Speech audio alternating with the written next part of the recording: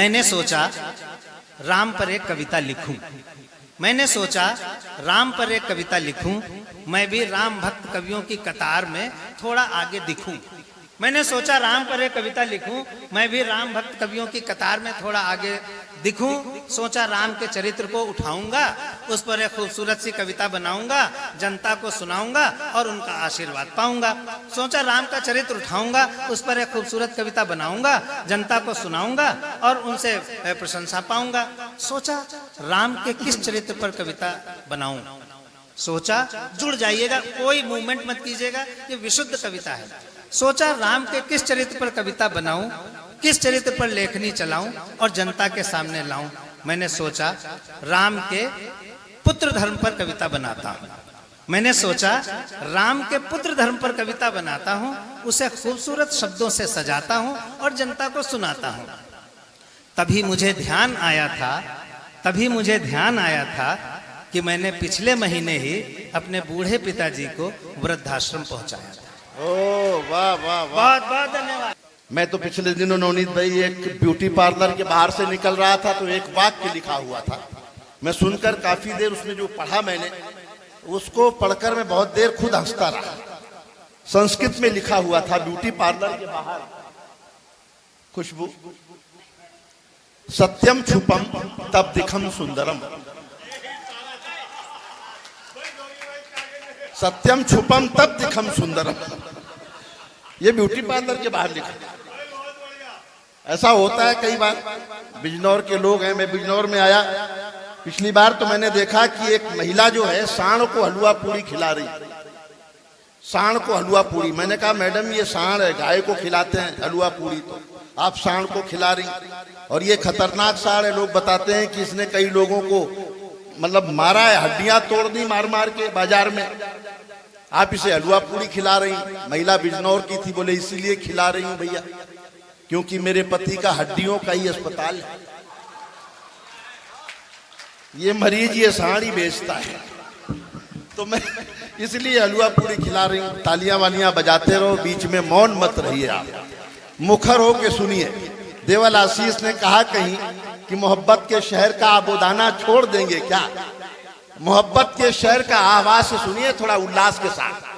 तमाम पीछे लोग बैठे हैं, बस वो केवल बैठे हैं कि मोहब्बत के शहर का आबोदाना छोड़ देंगे क्या, जुदा होने के डर से दिल लगाना छोड़ देंगे क्या। मोहब्बत के शहर का, और दो पंक्तियों से उस कवि को बुलाना जो उसी शहर से आया है, सर्वेश अस्थाना को बुलाने के लिए मैं यहाँ खड़ा हुआ हूँ कि मोहब्बत के शहर का आबोदाना छोड़ देंगे क्या, जुदा होने के डर से दिल लगाना छोड़ देंगे क्या। जरा सा वक्त क्या बदला कि चेहरों पर उदासी है, गमों के खौफ से हम मुस्कुराना नहीं छोड़ना है। आपकी हंसी जो है ना, आपके चेहरे पर ईश्वर के ऑटोग्राफ होते हैं, परमात्मा के हस्ताक्षर होते हैं। जब आप मुस्कुराते हैं तो आपके रूप में वो ईश्वर भी मुस्कुराता है कि आपको उसने इंसान बनाया है। तो इसलिए हंसना बहुत जरूरी है। सर्वेश चश्मा लगाते, मैंने कहा मत लगाया करो, बदसूरत दिखते हो। बोले नहीं लगाऊंगा तो तुम बदसूरत दिखो। सबके अपने अलग अलग संकट हैं, उल्लास में रहिए, मस्त रहिए। और जो मस्ती सर्वेश अस्थाना के भीतर है वो किसी लखनवी में भी हो सकती है, लखनऊ के आदमी में। मैंने उनसे पूछा कि एक बल्ब लगाना हो तो कितने लखनवियों की जरूरत पड़ेगी, तो बोली 18-19 लगेंगे, सर्वेश ने बताया। मैंने कहा एक बल्ब लगाने में 18-19 क्या करेंगे। बोले एक बल्ब लगाएगा, बाकी 17 कहेंगे वाह वाह हुजूर क्या बल्ब लगाया। तो एक बार बाबा हुजूर वाली तालियां सर्वेश अस्थाना के हिस्से में आए, दोनों हाथ खड़े करके तालियां बजा दीजिए। सर्वेश अस्थाना हमारे बहुत प्यारे।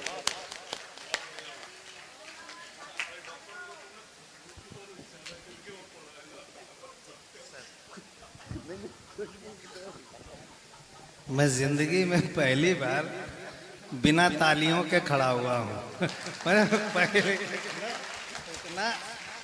इतनी ज्यादा कंजूसी का है, हम समझ नहीं पा रहे हैं। 1100 रुपए उसको दिए, इसको आ गया दमाद, तो कह रहे हैं कि 1100 कम थे, 11,000 देने चाहिए थे। तो मैंने जो जवाब दिया है उस पर बिजनौर ताली बजा दे। बोले 1100 कम है, 11,000 देने चाहिए थे। हमने कहा तुम इतने अच्छे दामाद भी नहीं हो कि 11,000 दिए जाए। तो ये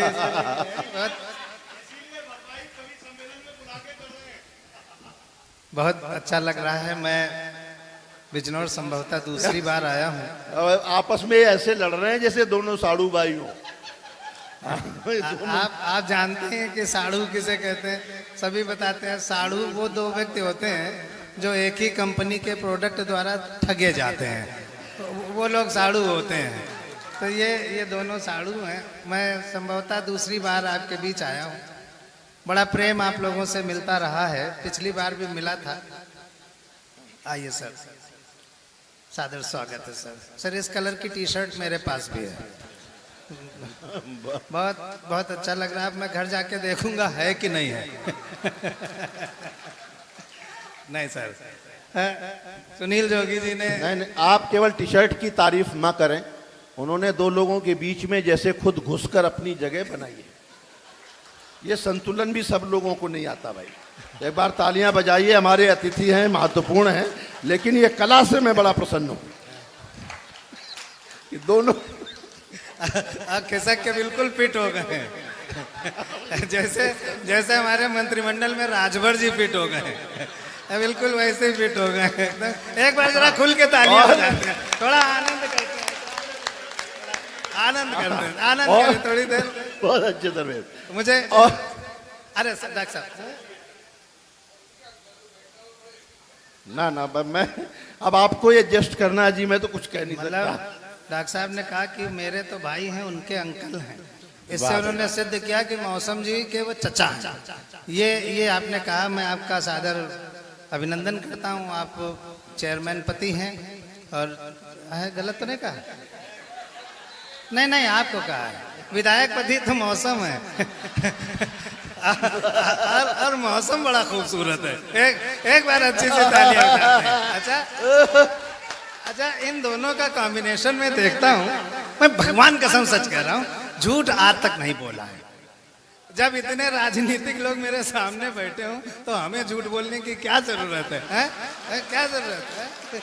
इतने मतलब मैडम का नाम विधायिका जी का, मैं पढ़ा लिखा हूँ, कवि हूँ, उनका और इनका नाम जो जोड़ा जाता है, शुचि मौसम। शुचि माने पवित्र और मौसम आप जानते हैं, इन दोनों का कॉम्बिनेशन मुझे बहुत परफेक्ट और पवित्र सा लगता है, इसलिए मैं एक बार और तालियां बजाता हूँ। वाह भाई वाह। अब इससे ये होगा कि आपको घर पे डांट नहीं पड़ेगी। ये होगा। बहुत बहुत अच्छा शहर है। सुनील जोगी जी ने मुझे उठाया, मैं आया यहाँ पर। उन्होंने कहा लखनऊ में बल्ब लगाने के लिए कितने लोगों की जरूरत पड़ेगी? बोले 17 लोगों की जरूरत पड़ेगी। एक लगाएगा, दूसरा 17 लोग वाह वाह क्या बल्ब लगाया करेंगे। गलत, बल्ब लगेगा ही नहीं। नहीं भगवान कसम बल्ब नहीं लगेगा, क्योंकि लखनऊ, आप बस जुड़े रहिएगा हमसे, क्योंकि लखनऊ पहले आप का भी शहर है। सब यही करते रहेंगे, इस बीच दिल्ली का कोई आदमी बल्ब लेके निकल लेगा। ये होता है। एक बार खुल के तालियां बजाते हैं, आनंद करते हैं 5-10 मिनट।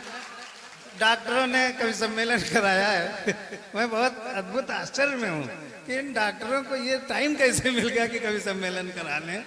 बहुत अच्छे दोनों डॉक्टर। अजय जन्मेजय जी तो खैर बाल साहित्य में एक बहुत बड़ा नाम है।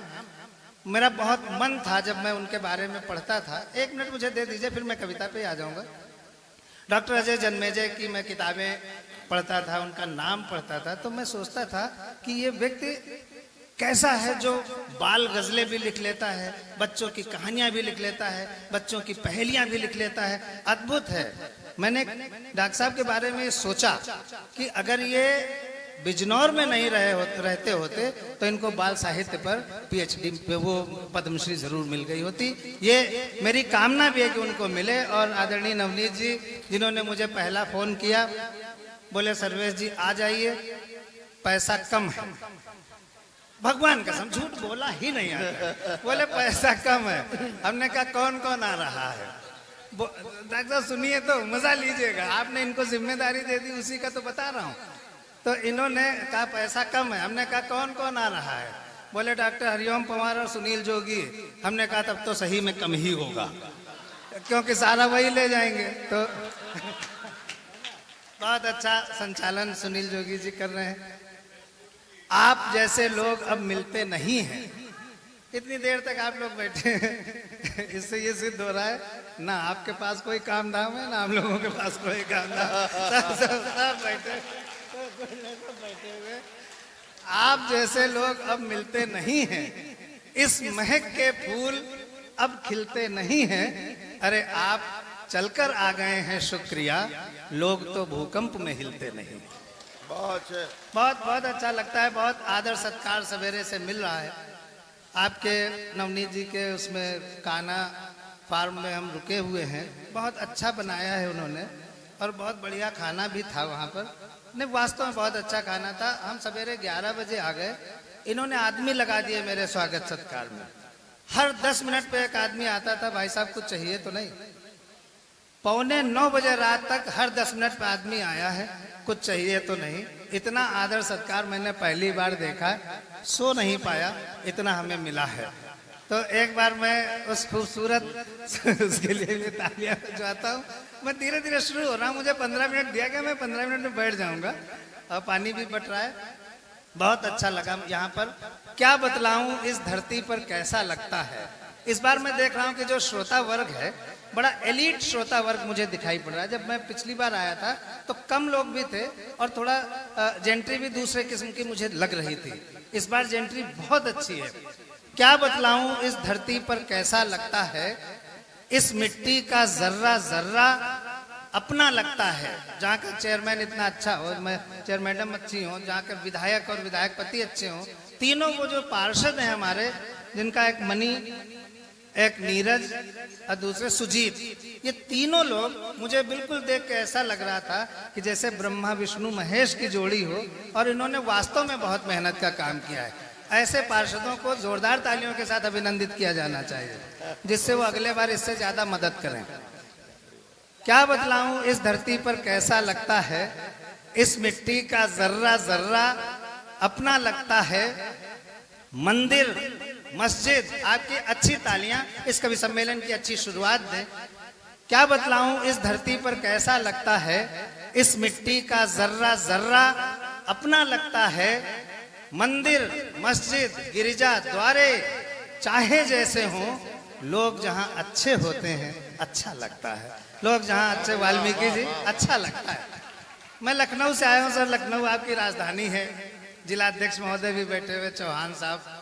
राजधानी है। लखनऊ में एक विधानसभा मार्ग है। विधानसभा मार्ग, मुझसे जुड़े रहिएगा, मैं व्यंग्य की भाषा ही आज प्रयोग करने वाला हूँ।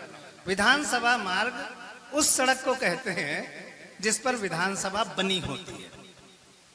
जिस सड़क पर विधानसभा नहीं होती उसको महात्मा गांधी मार्ग कहते हैं। वाह भाई वाह। तो विधानसभा मार्ग पे बहुत सारे लोग मिल जाते हैं। कभी कोई डॉक्टर, कभी कोई इंजीनियर, कभी कोई नेता, कभी कोई चेयरमैन, कभी कोई, कभी। अभी जब लोकसभा इलेक्शन हो रहा था, उसके 1-1.5 महीने पहले मैं वहां से गुजर रहा था, तो मुझे एक गिरगिट मिला। आप लोग गिरगिट जानते हैं क्या होता है? जानते हैं होंगे। कुछ लोग कह रहे नहीं जानते हैं, जबकि वो पक्का जानते हैं। क्योंकि हम लोग होते वैसे ही, बस शो नहीं करते। नहीं, भगवान कसम, झूठ आज तक बोला ही नहीं, कभी नहीं बोला। लखनऊ के विधानसभा मार्ग पर, सूर्यमणि जी, लखनऊ के विधानसभा मार्ग पर इधर से उधर और उधर से इधर और फिर इधर से उधर जा रहे गिरगिट नरेश से हमने पूछा। नरेश माने राजा, गिरगिटों का राजा। ये अपॉर्चुनिज्म वाली जो पॉलिटिक्स है उस पर व्यंग्य करना चाहता हूं, आप लोग अच्छे से अप्रिशिएट करिएगा। लखनऊ के विधानसभा मार्ग पर इधर से उधर और उधर से इधर और फिर इधर से उधर जा रहे गिरगिट नरेश से हमने पूछा, गिरगिट जी बता सकते हैं अपने और मौका परस्त नेता के बीच आपसी संबंध को तुलनात्मक रूप से समझा सकते हैं?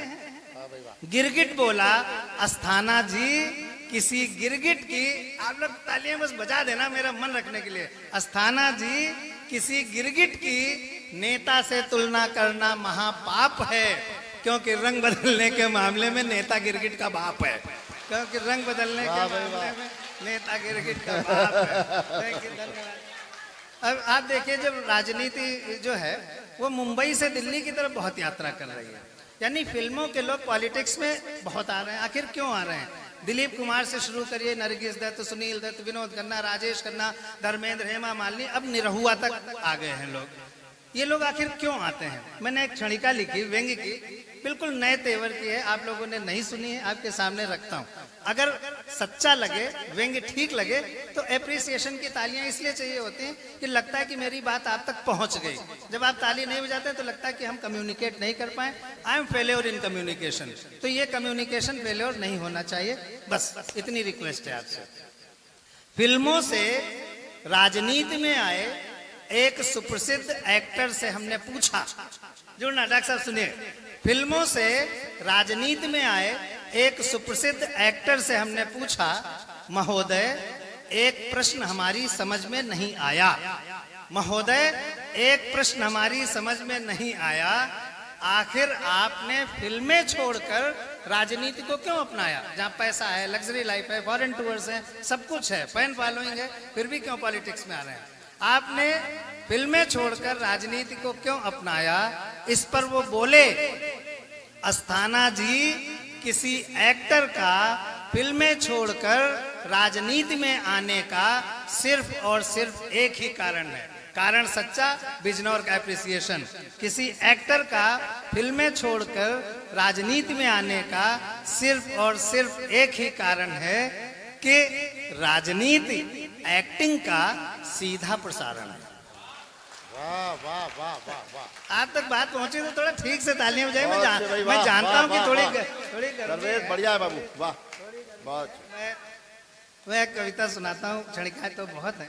इधर बिहार में बहुत सारे पुल गिरे, 15-20 पुल एक साथ गिरे, कोलकाता में भी पुल गिरा, इधर कुछ डिरेलमेंट्स भी शुरू किए गए हैं कराना, उन पर सावधान होने की जरूरत है। ये डिरेलमेंट टेक्निकल फॉल्ट नहीं है, वो मैनुअल फॉल्ट की वजह से हो रहे हैं और देश को बहुत सावधान होने की जरूरत है, ऐसा पवार दादा ने मुझे बताया। वो बड़े व्यक्ति हैं, उनका गहन अध्ययन इस बात पर होता है। पुल गिरे, 34 मजदूर उस पुल के नीचे दबकर मर गए। तो जिस कंपनी ने पुल बनाया था उससे पूछा गया कारण उसका, तो कंपनी ने कहा कि we are not responsible for this mishap, this is act of God, यानी हम इसके लिए जिम्मेदार नहीं, ये दैवी कृत्य है। मुझे लगा नहीं, this is not act of God, this is act of fraud. फिर मेरी पंक्तियां बनी, 4-5 लोग ताली बजाई, मैं सुनाता हूं। बस बस बस बहुत इतना, हम लखनऊ के हैं, ज्यादा ताली की जरूरत नहीं है। सुनिए सर, आज हमको मौसम जी बहुत विशेष दृष्टि से देख रहे हैं, क्या बात है, थोड़ा थोड़ा पोलाइट हो जाइए सर। भाभी जी आप एक बार देख दो उनकी तरफ तो ठीक हो जाएंगे। जी हमें सही कह रहा है ना सर? बिल्कुल मैं समझ रहा हूँ। हाँ वो दूर बैठे, मैं समझ रहा हूँ, वो सुना भी गई, बलम मैं बहकी हूँ, तो वो बहक रहे हैं कि दूर कैसे, जब से दूर हुई। ये शुभम भी बहुत परेशान है, इसका पति दूर है। आपसे निवेदन है, आप विधायक हैं, आप पौवा लगा दीजिए, मथुरा में इसका पति पोस्टेड है, उसको मेरठ ठिकवा दीजिए किसी तरह। किसी तरह। तो वो पुल जब गिरा तो मैंने क्षणिका लिखी। आमतौर पर विभागीय जांचें होती हैं तो कोई अपराधी सिद्ध नहीं होता और रिपोर्ट ऐसे चली जाती, बस ये इसकी थीम है। सुनिएगा, विभाग ने पुल पर ये इल्जाम लगाया, बहुत लिटरेरी व्यंग्य सुनाने की कोशिश कर रहा हूं। विभाग ने पुल पर ये इल्जाम लगाया कि सारा सीमेंट और लोहा इसी पुल ने खाया। विभाग ने पुल पर यह इल्जाम लगाया कि सारा सीमेंट और लोहा इसी पुल ने, कहाँ है बैठे हैं? विभाग ने पुल पर यह इल्जाम लगाया कि सारा सीमेंट और लोहा इसी पुल ने खाया। पुल बहुत घबराया, अध्यक्ष जी, पुल बहुत घबराया, अपने आप को निर्दोष बताया कि हुजूर सारा सीमेंट और लोहा मैंने नहीं पाया। एक एक शब्द पे ध्यान दीजिएगा। हुजूर सारा सीमेंट और लोहा मैंने नहीं पाया, मेरे हिस्से तो बहुत जरा सा आया। बात पहुंच रही है। मेरे हिस्से तो अबू जर नावे सुनना, मेरे हिस्से तो बहुत जरा सा आया, लेकिन उसकी एक नहीं सुनी गई। उसकी हर दलील, हर याचना जांच कमीशन के सामने धुनी गई। आखिरकार फैसला पुल के विरोध में ही आया। विभागीय जांच, आखिरकार फैसला पुल के विरोध में ही आया। कि सारा सीमेंट और लोहा इसी पुल ने खाया। ये कोई व्यंग्य नहीं है, ये व्यंग्य की भूमिका है। This is preamble of the satire. अब पिनाकल ऑफ द सटायर, व्यंग्य के शीर्ष पर चलते हैं। फैसला पुल के विरोध में ही आया कि सारा सीमेंट और लोहा इसी पुल ने खाया। पुल अपने ऊपर लगाए गए इस झूठे विभागीय सरकारी इल्जाम को किसी तरह सहन कर गया। व्यंग्य अच्छा हो तो एक एक व्यक्ति ताली बजाए। पुल अपने ऊपर लगाए गए इस झूठे विभागीय सरकारी इल्जाम को किसी तरह सहन कर गया और अगले दिन ही नदी में कूद कर मर गया। अगले दिन वाह वाह वाह, बहुत अच्छे, वाह नदी में कूद कर मर गया। समय का मुझे भी ध्यान रखना है। मैं एक कविता जिसके लिए मुझे कहा, वो रंजन राणा का है जो पुलिस के हैं। पिछली बार उन्होंने हमको यहाँ पर आकर के माला वाला पहना दी थी, क्योंकि मैंने पुलिस पर सुना दिया था, तो मैं तब से बहुत वो माल लेने गए हैं। तो खैर पुलिस भी ड्यूटी कर रही है, मैं पुलिस को भी नमस्कार करता हूँ। ये अभी भैया इधर से गुजरे थे, उनके हाथ में एक बंदूक है जिसमें चारों तरफ छेद है। भगवान कसम मैं आज तक ये नहीं समझ पाया इसमें गोली किस छेद से निकलती है। बिल्कुल ईश्वर साक्षी, झूठ कभी बोला ही नहीं है। तो एक दिन ऐसे एक पुलिस वाले थे, इसमें फिर व्यंग्य की भाषा रहेगी। आप बस जुड़े रहिएगा, जुड़े रहेंगे तो आपका आनंद चौगुना हो जाएगा। इसमें व्यंग्य की भाषा है। तो मैंने एक दिन एक पुलिस वाले भाई को हमने रोका, हमने कहा भैया इसमें चारों तरफ छेद है, इसमें गोली किस छेद से निकलती है? बोले मार के बताऊं क्या? तो हमने जो जवाब दिया उस पे ताली बजाना। हमने कहा नहीं नहीं नहीं नहीं, आप नेताजी के लिए रखे गए। ये देखिए, ये चुटकियां और आनंद होते हैं। हम लोग नेता पर व्यंग्य करते हैं, हम लोग नेता पर व्यंग्य करते हैं, पुलिस पर व्यंग्य करते हैं, अफसरों पर व्यंग्य करते हैं। उसका कारण है, ऐसा नहीं है कि हम उठे और व्यंग्य कर दिया। सब नेता ऐसे नहीं होते हैं। हम उन्हीं पर सटायर करते हैं जो समाज को गवर्न करते हैं, जिनके किए गए कामों से समाज परिवर्तित होता है, मुड़ता है। अगर वो गलत करते हैं तो व्यंग्य के पात्र बनते हैं, अगर वो अच्छे होते हैं तो प्रशंसा के पात्र बनते हैं। इसीलिए सिर्फ इन्हीं तीन पर व्यंग्य होता है, व्यवस्था पर, शासन पर और प्रशासन पर। और रिक्शे वाले पर कहाँ व्यंग्य हो सकता है, क्योंकि वो व्यंग्य का पात्र नहीं है। तो इसलिए एक बार मेरे लिए तालियां बजाइए। मैं कोशिश करता हूँ कि अच्छे व्यंग्य सुनाऊं। जिस कविता के लिए मुझे कहा गया है, कुछ लोगों ने, मित्र लोग मिलने आए थे कि भैया वो अपनी शादी के विज्ञापन वाली सुना देना, लेकिन वो मैं यहाँ सुना चुका हूँ। मैं एक दूसरी कविता सुनाना चाहता हूँ और कुल मिलाकर मैं 8 मिनट आपसे टाइम लूंगा। उसमें एक जो है 2 मिनट की कविता है और एक 3 या 4 मिनट की कविता है। पहली कविता, माना ये फैमिली प्लानिंग का जमाना है। विशुद्ध व्यंग्य आज सुना रहा। मैं चुटकुला नहीं सुना पाता, मुझे याद भी नहीं रहता। मैं जो भी बोलता हूँ वो मेरा अपना क्रिएट किया हुआ होता है। माना ये फैमिली प्लानिंग का जमाना है, लेकिन अपना इससे विरोध बहुत पुराना है। माना ये फैमिली प्लानिंग का जमाना है, लेकिन अपना इससे विरोध बहुत पुराना है। अपने ऊपर तो ऊपर वाले की दुआ है, अभी हाल ही में घर में एक और बेटा हुआ है। वाह भाई वाह। शामिल हो सकते हैं, ऐसा थोड़ी कि व्यंग्य कह दिया है तो ताली नहीं बजानी है। अभी हाल ही में घर में एक और बेटा हुआ है। अब कुल मिलाकर हमारे बेटे हैं 4। मैं बेटों के नाम बताऊंगा, मंच भी उनका स्वागत कर दे और आप लोग भी करिए। अब कुल मिलाकर हमारे बेटे हैं 4: सदाचार, शिष्टाचार, अत्याचार और भ्रष्टाचार। वाह भाई वाह। अब कुल मिलाकर हमारे बेटे हैं 4: सदाचार, शिष्टाचार, अत्याचार और भ्रष्टाचार। सदाचार रो रहा है, बच्चे क्या कर रहे हैं, इन्वॉल्व होकर सुनिएगा। सदाचार रो रहा है, शिष्टाचार सो रहा है। हम लोग इतने बदतमीज हो गए हैं कि हम लोग जूनियर कवि, हम लोग बीच के सोफे पे बैठ जाते हैं और बहुत सीनियर कवि आता है उसके लिए हम खड़े नहीं होते हैं। मंच जब इस तरह की हरकतें करता है तो समाज भी बदलता है। तो हमें पहले ये सोचना चाहिए कि हम बड़े की रिस्पेक्ट कैसे कर रहे हैं, छोटे को मोहब्बत कैसे कर रहे हैं। अब कुल मिलाकर हमारे बेटे हैं 4: सदाचार, शिष्टाचार, अत्याचार, भ्रष्टाचार। सदाचार रो रहा है, बच्चे क्या कर रहे हैं, सदाचार रो रहा है, शिष्टाचार सो रहा है। ध्यान से जुड़िएगा, सदाचार रो रहा है, शिष्टाचार सो रहा है, अत्याचार बलवान है और भ्रष्टाचार महान है। और भ्रष्टाचार महान है। हमने आपको एक बात नहीं बताई, हमने आपको एक बात नहीं बताई, हमारे कई एक बेटियां भी हैं भाई। हमने आपको एक बात नहीं बताई आदरणीय नवनीत जी, हमने आपको एक बात नहीं बताई, हमारे कई एक बेटियां भी हैं भाई। बेटियां हैं सच्चाई, लड़ाई, महंगाई और जग हंसाई। बेटियां हैं सच्चाई, लड़ाई, महंगाई और जग हंसाई। सच्चाई जड़ है, नो मूवमेंट ऑफ ट्रूथ। सच्चाई जड़ है, लड़ाई कंजड़ है, महंगाई मुंह लगी है। इस पर तालियां हो जाइएगा। महंगाई मुंह लगी है, चढ़ेगी। जो मुंह लगा होता बहुत चढ़ता है। महंगाई मुंह लगी है, चढ़ेगी। और जग हंसाई अम्मा दिल लगी है, बढ़ेगी। जग हंसाई दिल लगी है, बढ़ेगी। ईमान, शराफत, प्रेम और कर्तव्य हमारे इन बच्चों के मामा हैं। वाह भाई वाह, वाह। ईमान, शराफत, प्रेम और कर्तव्य हमारे इन बच्चों के मामा हैं, लेकिन आजकल सबके सब सुदामा हैं। ईमान, शराफत, प्रेम और कर्तव्य हमारे इन बच्चों के मामा हैं, लेकिन आजकल सबके सब सुदामा हैं। अब अपना भी छोटा सा परिचय पेश है। अंतिम पंक्ति है कविता की। अब अपना भी छोटा सा परिचय पेश है। बंदे का नाम भारत देश है, बंदे का नाम भारत देश है। वाह भाई वाह। एक कविता, अब 3 मिनट की एक और समय लेता हूं। अब तक अगर हमने ठीक कविता पढ़ी हो तो एक बार ताली बजा दीजिए, मेरा उत्साह थोड़ा बढ़ेगा और कुछ नहीं। जब राम मंदिर बना, ये हमारे लिए गर्व की बात है। हम सनातन धर्म के अनुयायी हैं, हम किसी दूसरे धर्म की बुराई नहीं करते, हम उसका भी आदर करते हैं। लेकिन जब हमारी चीजें अच्छी हो जाती हैं तो हमें खुशी होती है। तो 22 जनवरी को बना मंदिर, हमें खुशी हुई क्योंकि राम हमारे आराध्य हैं।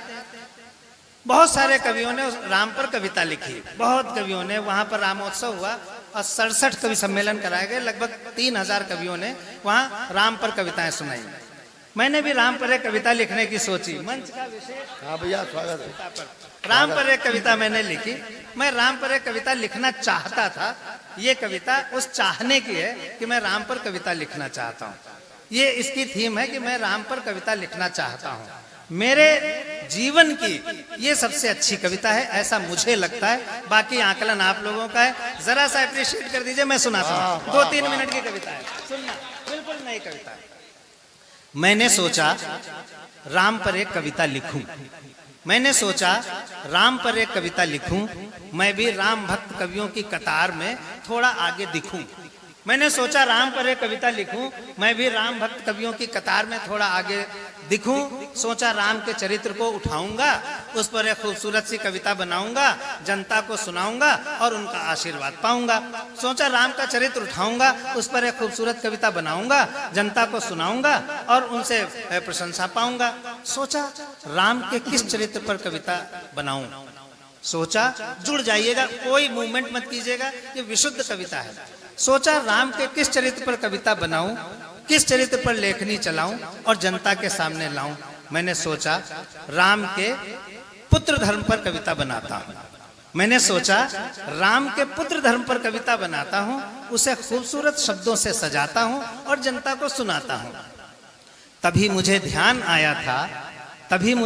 आया था कि मैंने पिछले महीने ही अपने बूढ़े पिताजी को वृद्धाश्रम पहुंचाया था। ओ वाह वाह वाह, बहुत बहुत धन्यवाद। अच्छा है, अच्छा है, वाह। तभी मुझे ध्यान आया था, मैंने पिछले महीने ही अपने बूढ़े पिताजी को वृद्धाश्रम पहुंचाया था। वाह, बहुत बढ़िया कथा है, बहुत बढ़िया। ताली बजाइए। नहीं बहुत अच्छे, वाह। बहुत बढ़िया कथा है, बहुत बढ़िया। ये जो आशीर्वाद मिला है ना, ये मुझे भारत रत्न भी मिल जाता तो शायद कम होता। लेकिन डॉक्टर हरिओम पवार का उठकर आना और मुझे माला पहनाना और उसके फंदे को घुमा देना कि जिससे ये माला गिरने न पाए, यानी इस माले की शुचिता इस कविता के साथ अंत तक बनी रहे। बस एक बार जरा सा मुझे फिर से शुरू कर दीजिए। हाँ भैया स्वागत है। राम के पुत्र धर्म पर कविता बनाऊं, आप सबको सुनाऊं। तभी मुझे ध्यान आया था कि मैंने पिछले महीने ही अपने बूढ़े पिताजी को वृद्धाश्रम पहुंचाया था। राम तो पिता की आज्ञा मानकर राम ने तो पिता की आज्ञा मानकर महल को ठुकराया था, लेकिन मैंने एक मकान कब्जा करने के लिए अपने समर्पित पिता को वृद्धाश्रम पहुंचाया था। वाह वाह वाह। इसलिए राम, मैं तुम्हारे पुत्र धर्म के सम्मुख शर्मिंदा हूं। राम, मैं तुम्हारे पुत्र धर्म के सम्मुख शर्मिंदा हूं। तुम्हारी पितृभक्ति देखकर मैं आज पता नहीं क्यों बेशर्मी से जिंदा हूं। मैं पता नहीं क्यों आज भी बेशर्मी से जिंदा हूं। इसलिए राम, मैं तुम्हारे पुत्र धर्म पर कविता नहीं बना पाऊंगा, कोई दूसरा चरित्र उठाऊंगा। हाँ, तुम बहुत अच्छे पति थे। हाँ, तुम बहुत अच्छे पति थे, समर्पण की एक खूबसूरत गति और यति थे। मैं तुम्हारे पति धर्म पर कविता बनाता हूँ और जनता को सुनाता हूँ। लेकिन मुझे ध्यान आया, लेकिन मुझे ये व्यंग्य की सॉफ्ट भाषा कही जाती है। तभी मुझे ध्यान आया कि मैं तो अपनी पत्नी को कर्मचारी समझता हूं। तभी मुझे ध्यान आया कि मैं तो अपनी पत्नी को कर्मचारी समझता हूं, अपने हर क्रोध, हर गुस्से, हर डांट फटकार का अधिकारी समझता हूं। मैं क्रोध में इतना तक नीचे गिर जाता हूं कि मैं पत्नी के ऊपर हाथ तक उठाता हूं। मैं क्रोध में इतना नीचे गिर जाता हूं कि मैं अपनी पत्नी पर हाथ भी उठाता हूं, लेकिन पत्नी कुछ नहीं कहती है। अब आपकी बहुत अच्छी सम्मान की तालियां महिलाओं के प्रति होनी चाहिए, खास करके घर में जो पत्नियां हैं उनके प्रति। और पत्नी कुछ नहीं कहती है, घर में सुख शांति बनी रहे इसलिए सीता बनकर हर अत्याचार सहती है। घर में सुख शांति बनी रहे इसलिए सीता बनकर हर अत्याचार सहती है। इसलिए राम, मैं तुम्हारे पति धर्म पर भी कविता नहीं कह पाऊंगा, मुझे माफ करना, मैं कोई दूसरा चरित्र उठाऊंगा। हाँ, मैं तुम्हारे मित्र धर्म पर कविता बनाता हूँ और जनता को सुनाता हूँ। लेकिन मुझे ध्यान आया कि मैं 4 महीने पहले अपने बहुत निकट मित्र से 20,000 रुपए लाया। लेकिन तभी मुझे ध्यान आया कि मैं 4 महीने पहले अपने निकट मित्र से 20,000 रुपए लाया, लौटाना तो दूर, जुड़ जाना बिजनौर के बहुत पढ़े लिखे और अच्छे लोगों, लौटाना तो दूर, अब तो मैं उसका फोन तक नहीं उठाता हूँ। राम, मैं मित्र धर्म इस तरह निभाता हूँ। राम, अब मित्र धर्म मैं इस तरह निभाता हूँ, इसलिए मैं तुम्हारे मित्र धर्म पर भी कविता नहीं कह पाऊंगा, कोई दूसरा चरित्र उठाऊंगा। तुम बहुत अच्छे भाई थे, बहुत समर्पित भाई थे, मैं तुम्हारे भाई धर्म पर कविता बनाता हूँ। इस पर अवश्य कुछ शब्दों को सजाता हूँ और आप सबको सुनाता हूँ। लेकिन ठहरो राम, मैं अभी तुम्हारे ऊपर, तुम्हारे भाई धर्म पर कविता नहीं लिख पाऊंगा, क्योंकि कल मुझे अदालत जाना है और अपने छोटे भाई पर चल रहे मुकदमे की तारीख को आगे बढ़वाना है।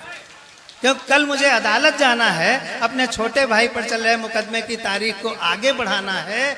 मैं ज्यादा संपत्ति पाने के लिए अपने सगे छोटे भाई पर, मैं ज्यादा संपत्ति पाने के लिए अपने सगे छोटे भाई पर नित नए इल्जाम गढ़ रहा हूं और वो कुछ न पाने पाए, इसलिए लक्ष्मण जैसे भाई पर चरित्रहीनता के भी आरोप मढ़ रहा हूं।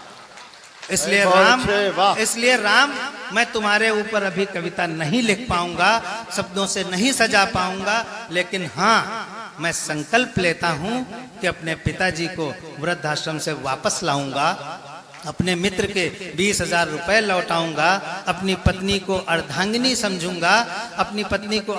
समझूंगा, और अपने छोटे भाई को लक्ष्मण की तरह गले से लगाऊंगा, अपने भीतर थोड़ा सा राम लाऊंगा। राम, तब मैं तुम पर कविता बनाऊंगा। राम, तब मैं तुम पर कविता बनाऊंगा। बहुत बहुत धन्यवाद, बहुत आभार। एक बार भरपूर तालियां, पूरा पंडाल बजाए।